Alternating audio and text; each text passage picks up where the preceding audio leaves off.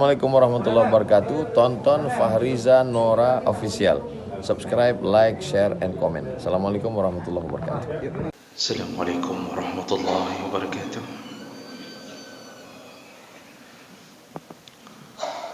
Alhamdulillahi rabbil alamin.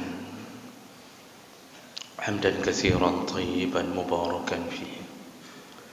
Asyhadu an la ilaha illallah wahdahu la syarika lah wa asyhadu anna Muhammadan abduhu wa rasuluhul karim.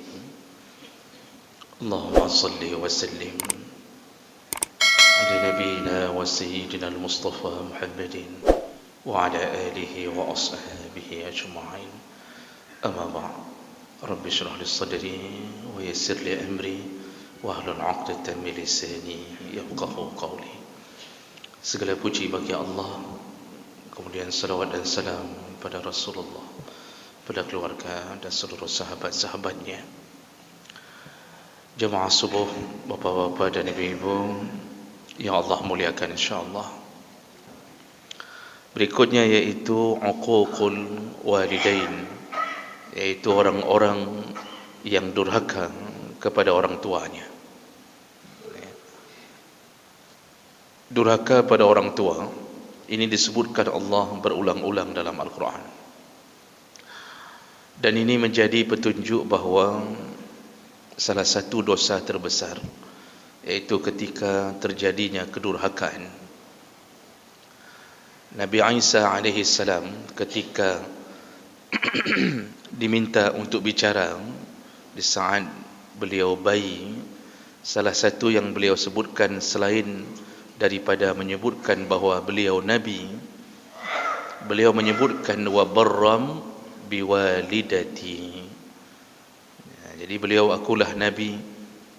Lalu beliau mengatakan aku tidak menyembah Tuhan selain daripada Allah, wa barram biwalidati, dan aku adalah orang yang paling baik atau paling berbakti kepada orang tua aku. Jadi Nabi Isa menyebut walidati karena tidak ada ayah. Itu apa yang diucapkan ketika bayi. Dan ini tentunya menjadi petunjuk. Bayi itu sebenarnya tidak bisa ngomong, tapi Nabi Isa diizinkan Allah untuk bicara. Tapi yang diberikan isyarat adalah tentang berbakti pada orang tua. Makanya ridha Allah itu ada pada ridha orang tua. Kebencian Allah ada pada kebencian orang tua. Orang tua bisa menjadi jalan menuju ke surga bagi kita, sekaligus bisa menjadi jalan menuju ke neraka di saat kita mulai tidak menghormatinya, tidak berbakti kepadanya. Jemaah melakukan Allah Subhanahu wa taala, tidak akan terbalas jasa mereka, baik ayah maupun ibu, tidak akan terbalas. Walaupun kita berusaha membalasnya, tidak akan pernah mencapai kebaikan mereka kepada anak. Walaupun anak 1000 tahun mencoba membalas kebaikan orang tuanya. Ibnu Umar ketika melakukan tawaf, ada salah seorang sahabat yang lain yang tidak disebutkan namanya di dalam hadis, menggendong ibunya untuk tawaf. Jadi ibunya diletakkan di pundaknya, di punggungnya, lalu dibawa tawaf. Setelah 7 kali putaran, dan sahabat ini merasa berat sekali sebenarnya, namun dia terus menggendong ibunya sampai selesai. Lalu bertemulah dengan Ibnu Umar. Dia bertanya, wahai Ibnu Umar, apakah sudah terbalaskan apa yang kubuat kepada ibuku ini? Kata Umar, tidak sama sekali. Seujung kuku pun belum. Di sini kita memang harus mengetahui bahawa kebaikan orang tua itu adalah sesuatu yang mustahil untuk terbalas. Ketika mereka memelihara kita dari kecil, itu tidak ada pamrih sedikit pun. Dipenuhi dengan kesabaran. Berapapun harta akan mereka korbankan demi anaknya. Bahkan mungkin sudah mencapai ratusan juta. Tidak pernah beliau berhitung-hitung. Kecuali ketika memberi nasihat, cuma bertanya, cuma mengatakan, wahai anakku, ayah dan ibumu telah berjuang banyak untukmu, maka jadilah orang yang baik, jadilah begini, jangan buang-buang waktu di pesantren, ingatlah ayah, ingatlah ibu. Itu pun hanya untuk menasihati agar anak baik. Yang dia hitung rezekinya yang telah habis, tidak pernah. Kesabarannya melalui kesabaran dari siapapun. Tidak pernah marah ketika anaknya memuntahkan makanan ke atas bajunya. Tidak pernah mereka memukul anak ketika kencing tiba-tiba berserak di atas pakaiannya. Jadi anak bahkan kencing di mukanya pun mereka tidak marah. Bahkan ketika mereka sedang memakan sesuatu, mereka makan nasi, tiba-tiba anaknya memanggil dari dalam WC, "Mak, sudah, mak, cebok." Dia tinggalkan nasinya, lalu dia cebok. Belum hilang bau di tangan bekasan mencebok, dia kembali memakan nasinya. Tidak ada rasa jijik, tidak ada rasa marah, tidak ada yang pernah mengatakan, "Dengar ada baju bu, dengar kata dengar ku cebok, kurang aja." Tidak ada kalimat. Semua mereka hadapi dengan baik. Seakan-akan kotoran anak adalah menjadi sebuah keindahan bagi mereka. Bahkan ada yang sudah mencebok anaknya pun menyempatkan untuk mencium anaknya. Ini orang tua. Sama, ayah dan ibu sama. Namun kenapa Rasulullah menyebutkan ibu 3 kali? Karena ada 3 perbuatan yang tidak mampu dilakukan oleh ayah, yaitu mengandung, melahirkan dan menyusui. Ini seumur hidup pun Pak kita kursus sampai ribuan tahun tak dapat ini. Kita yang bapa-bapa ni mau kita ambil S3, S4, yang 3 perkara ini kita tak dapat. Kita tidak bisa hamil, walaupun ada yang sudah mirip orang hamil, tapi tetap tidak bisa hamil. Kita tidak bisa menyusui, kita tidak bisa melahirkan. Dan ini adalah perjuangan terbesar. Makanya ibu disebutkan 3 kali karena 3 kelebihan ini. Banyak orang hari ini meremehkan ayahnya, seakan-akan ayah bukanlah orang yang harus dihormati. Sehingga acap kali seorang guru akan mengatakan, "Nak, hormatilah ibumu." Terus mengulang, "Hormatilah ibumu." Sehingga terlupakan nama ayah. Maka kita-kita ini yang kadang-kadang sebagai ayah, kadang-kadang mekeren kita hati, Pak. Ketika dia pulang, dia hanya hormati ibunya. Dia tidak hormati kita. Ini adalah kesalahan pendidikan. Kesalahan mendidik. Orang tua itu ayah dan ibu, itu sama. Cuma ayah tidak menampakkannya di depan anaknya. Ayah itu pejuang di belakang layar. Pejuang di belakang layar biasanya lebih ikhlas daripada yang di depan layar. Ketika ayah ingin menanyakan keadaan anaknya di pesantren atau anaknya yang kuliah jauh, ayah cuma mengatakan kepada istri, "Coba telefon fulan sebentar, bagaimana keadaannya?" Jadi ayah yang suruh, "Coba cika telefon dia, kiban ke keadaan, pementang napeng, pesehat." Dia menyuruh istrinya untuk telefon anak. Nanti anak mendapat telefon dari istri, dari ibunya. Dia akan berbincang-bincang dengan ibunya. Ayah duduk di samping istrinya, mendengarkan, "Oh, anaknya sehat, anaknya begini." Tidak ada satu kalimat pun, karena ayah tidak pandai merangkai kata. Kalau sudah bicara dengan ayah, cuma tanya, "Sehat? Masih ada wang? Sudah ya? Assalamualaikum." Itu kalau bicara sama ayah. Tapi kalau bicara sama ibu, "Truk bak kanat bu ke begah. Mamak di sini sedang pusing nak, ayahmu mulai selingkuh." Sampai ke situ dia bilang. Macam ditanya, ditanya pelajaran berapa nilainya, mana ada bicara seperti itu sama ayah. Makanya ayah malas untuk nelefon. Yang bicara adalah ibu. Maka yang nampak sama anak seakan-akan ibulah yang terus-terusan memperhatikannya. Padahal ketika telepon itu ditutup oleh ibunya, si ibu melapor, "Ayah, itu SPP belum dibayar 3 bulan. Uang jajan sudah tidak ada." Ibu selesai di situ. Kemudian dia melanjutkan aktivitasnya. Yang sakit oleh siapa, Pak? Ayah. Mulailah ayah tibi gentuk 7 huruf malam, gak minta peng, Pak. Ibu selesai di situ. Inilah perjuangan ayah. Ketika ayah marah, anak-anak menganggap ayah kejam. Padahal di balik marahnya, ayah punya sayang yang luar biasa. Cuma gaya ayah tidak bisa lembut, karena kita laki-laki memang diciptakan dari tanah. Tanah itu Pak, itu adim, dia keras. Ya. Walaupun selembut-lembut kita, tetap ada keras yang kita pegang. Maka dijadikan pemimpin. Ketika anak naik sepeda atau anak naik motor, maka kita akan mengatakan dengan keras, hati-hati, ini jatuh, atau jangan, enggak boleh, nanti kalau sudah besar, jatuh nanti. Anak nangis, lapor ke ibu, ayah tidak beri izin, ayah enggak kasih naik motor, ayah enggak kasih naik ini. Si ibu akan mengatakan, sabar nak, sabar, ayahmu memang begitu. Misal ibunya juga agak sedikit kurang ajar juga sangat seperti itu kan. Maunya kan gebela ayah bacut. Bapak ibu yang Allah muliakan, kenapa ayah begitu keras?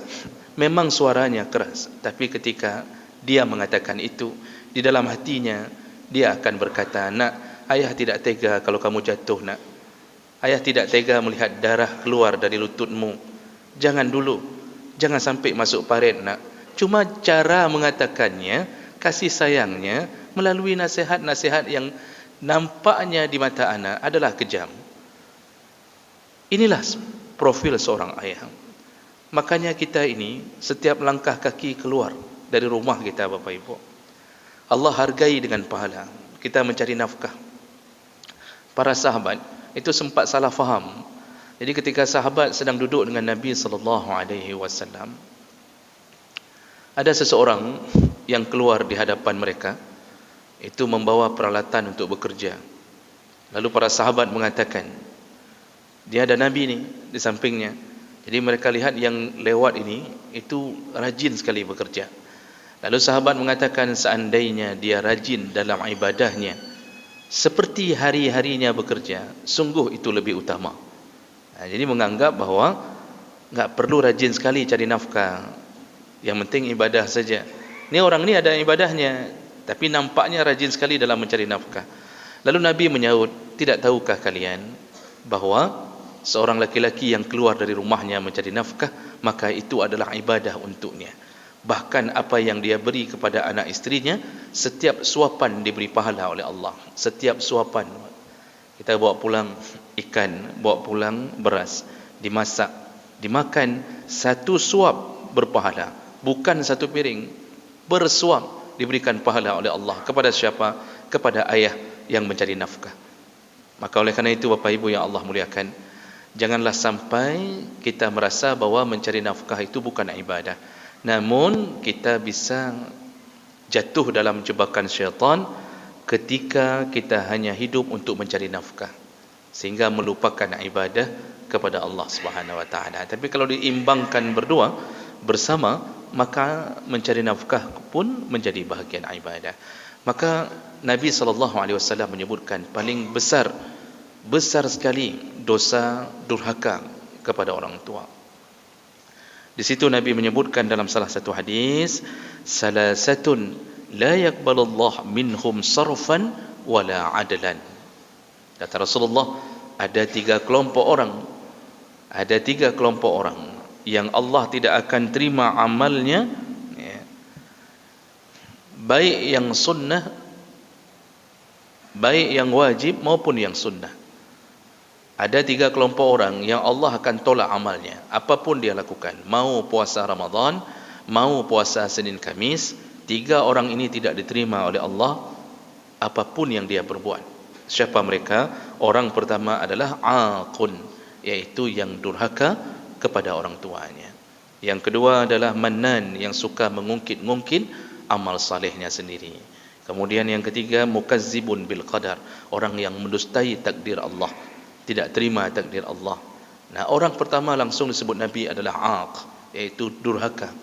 Orang yang durhaka, walaupun ke masjid 24 jam, walaupun berzikir, tapi tersakiti orang tuanya, maka tidak diterima amalnya.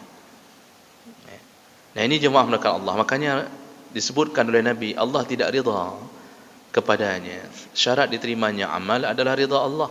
Sekarang masalahnya Allah tidak bisa rida di atas rasa sakit hati orang tua yang didurhakai oleh anaknya. Kadang-kadang anak tidak sadar mereka jatuh ke dalam kedurhakaan. Hari ini durhaka itu tidak mesti menendang, mencaci, menyakitkan perasaan pun durhaka, tanpa harus bicara. Makanya Allah menyebutkan wala taqul lahuma uffin. Janganlah engkau menyakiti orang tuamu dengan mengatakan uff atau diterjemahkan. Uff itu kotoran di ujung kuku, Pak. Kalau kita buka kamus, uff itu kotoran di ujung kuku. Jadi ketika kuku kita sedikit panjang, ada sedikit yang masuk dalam kuku, itu uffun. Allah ingin mengatakan apa? Sekecil apapun, walaupun seujung kotoran kuku, engkau sakiti perasaan orang tuamu dengan sengaja, maka engkau telah jatuh ke dalam kedurhakaan. Hari ini tidak perlu mengatakan itu masih besar dibanding kotoran kuku. Anak dipanggil oleh ayah dan ibunya, nak, tolong bantu bapak sebentar, tolong bantu mama sebentar, sangkut piring sebentar. Keluar angin dari nafasnya, Pak. Jadi dia hela nafas panjang. Ketika dipanggil oleh ibunya, dia sedang nonton TV, lalu dia menghela nafas panjang. Jadi terasa berat baginya memenuhi, dan gaya itu dilihat oleh ayah ibunya. Kadang-kadang keluar kalimat cek. Cuma itu. Rasa tidak suka ketika diminta bantu oleh orang tua, lalu menyakitkan perasaan orang tuanya. Itu durhaka. Jadi hanya mecih, alah mamak ni, bersih. Kita tarik nafas panjang, berarti kita tidak suka diganggu sinetron yang sedang kita tonton. Itu pun durhaka. Mahasiswa-mahasiswa, orang-orang yang belajar, anak-anak yang belajar dimanapun, di pesantren, bangku kuliah, itu banyak yang durhaka hari ini. Bagaimana cara mereka durhaka? Mereka tidak belajar. Lalu mereka selalu menelepon ayah ibunya untuk mengirimkan uang untuk kos, SPP, makan, beli laptop, beli HP. Tapi ketika mereka pulang, mereka bawa pulang nilai D, nilai E, tidak lulus, di pesantren diusir karena ternyata mencuri harta anak orang lain, menyakitkan perasaan orang tuanya. Di situ durhaka, walaupun dia seakan-akan tidak mendurhakai, padahal dia durhaka. Makanya banyak sekali anak-anak durhaka. Benarlah kata Nabi, menjelang kiamat, salah satu tandanya antalidal amah rabbataha. Jadi ciri-ciri akan segera datang kiamat, banyak sekali budak perempuan yang melahirkan majikannya. Jadi budak perempuan sudah lebih tinggi daripada majikan. Apa tafsirannya? Para ulama mengatakan maksud Nabi adalah kedurhakaan merajalela. Jadi di mana-mana durhaka. Nah, jemaah melakukan Allah, sebagai penutup tausiah kita, perlu kita fahami juga ada beberapa perkara yang tidak disebut durhaka. Jadi kita orang tua jangan sedikit-sedikit pun langsung mengatakan kah durhaka, kah durhaka baklum. Jangan. Kita pun enggak tahu bahawa kita pun bisa durhaka pada anak. Makanya para ulama membuat catatan. Ada beberapa perkara yang tidak disebut durhaka. Di antaranya, kalau melawan orang tua yang menyuruh berbuat maksiat, itu tidak durhaka. Jadi orang tua suruh buat maksiat, nak, boleh pinjam SK PNS mu nak, mamak mau ngambil uang di bank. Jadi pinjam SK anak, suruh ambil uang di bank. Anak mengatakan enggak boleh mak, itu riba, itu haram segala macam. Mamaknya marah, ayahnya marah, mengatakan kah durhaka. SK saja nak kajuk. Siapa yang dulu membuat kamu jadi PNS? Siapa yang kasih sekolah kamu? Mulailah dia marah. Tapi anak ini melawan karena takut ayahnya dan dia jatuh ke dalam riba. Dia tidak beri. Sampai akhirnya ayah ibunya mencapnya durhaka. Itu tidak durhaka, karena mereka menyuruh ke dalam maksiat. Dulu Sa'ad bin Abi Waqqas, sahabat Nabi, itu ketika sudah masuk Islam, ibunya tidak masuk Islam. Lalu ibunya mengatakan kepada Sa'ad, nak, mamak tidak akan makan 3 hari sampai mati kalau kamu tidak kembali keluar dari Islam. Sa'ad bingung, dia mencintai ibunya, tapi satu sisi ibunya menyuruh dia kafir kembali. Dilaporkanlah ke Rasulullah. Kata Rasulullah, tidak perlu ta'at. Maka turunlah ayat Allah, wa in jahadaka ala an tusyrika bi ma laysa laka bihi ilmun fala tuti'huma wa sahibuhuma fid dunya ma'rufa. Kata Allah, diturunkan ayat karena saat ini, kalau orang tuamu mengajakmu untuk melakukan syirik atau melawan Allah, maka janganlah taat kepadanya. Tetaplah berbuat baik di dunia. Sejak itu taat pulang, Sa'ad pulang ke rumahnya dan mengatakan, ibu, silahkan ibu tahan makan dan minum, tidak makan-makan. Sampai mati pun aku tidak lagi keluar dari Islam. Di situ baru ibunya makan. Karena ibunya berfikir, oh ana harapan li daripada mati kakak aku baju keju. Akhirnya ibunya buka puasa, Pak. Enggak ada harapan lagi. Tidak taat Sa'ad. Makanya jangan fikir ketika kita suruh anak melakukan maksiat lalu kemudian kita tidak ditaati lalu kita anggap mereka durhaka. Tidak. Berikutnya di antara contoh yang bukan durhaka adalah tidak durhaka kalau seorang ayah atau ibu menyuruh menceraikan anaknya, lalu kita tidak taat, kita tidak mau ceraikan. Misal ayah mengatakan atau ibu mengatakan, kau ceraikan istrimu. Nah, ini kita tidak mau ceraikan, itu tidak disebut durhaka. Masalah orang tua ikut campur rumah tangga anak, itu harus lihat dulu siapa orang tuanya. Kalau model Nabi Ibrahim, misal Nabi Ibrahim yang jadi orang tua kita, Pak, itu Nabi Ismail pun taat ketika disuruh cerai. Kan Nabi Ibrahim menyuruh Ismail untuk menceraikan isteri pertamanya karena buruk akhlaknya. Jadi Ibrahim datang, dia mengatakan Ismail itu begini-begini. Dia tidak tahu dia berhadapan dengan mertuanya. Dalam hadis riwayat Bukhari yang panjang, Ibrahim menitip pesan pada isteri, tolong nanti kalau pulang Ismail suamimu, beritahu dia gantilah palang pintu rumah ini. Ismail langsung nyambung karena dia tahu itu ayahnya yang datang. Digantilah palang pintu, yaitu diceraikanlah istrinya. Kalau model-model ayah kita Ibrahim, Pak, itu silahkan taat saja karena sudah tahu ilmu hikmah, itu seorang nabi. Tapi kalau model ayah kita Pahim, si Bram, kan, datang ke rumah isteri kita sedang sibuk, lalu dia marah karena isteri kita tidak membuat kopi, padahal dia sedang sibuk atau di kamar mandi, lalu kemudian dia katakan, nak, gantilah palang pintu rumahmu. Itu palang pintu rumah aja yang bapak ganti, isteri jangan diceraikan. Siapa Ibrahim yang dulu, siapa Ibrahim yang sekarang. Maka itu lihat kondisi. Begitu juga tidak wajib taat dalam urusan perjodohan, tidak wajib taat, dan itu tidak durhaka. Apalagi menikahkan janda. Janda punya hak pilih sendiri. Jadi yang janda tetap di depan, Pak. Kalau gadis boleh dipaksa, tetapi tetap persetujuannya nomor satu. Tidak boleh menikahkan anak seperti menikahkan Siti Nurbaya. Bapak masih ingat Siti Nurbaya? Ini wajah-wajah Siti Nurbaya mandum kan, Pak?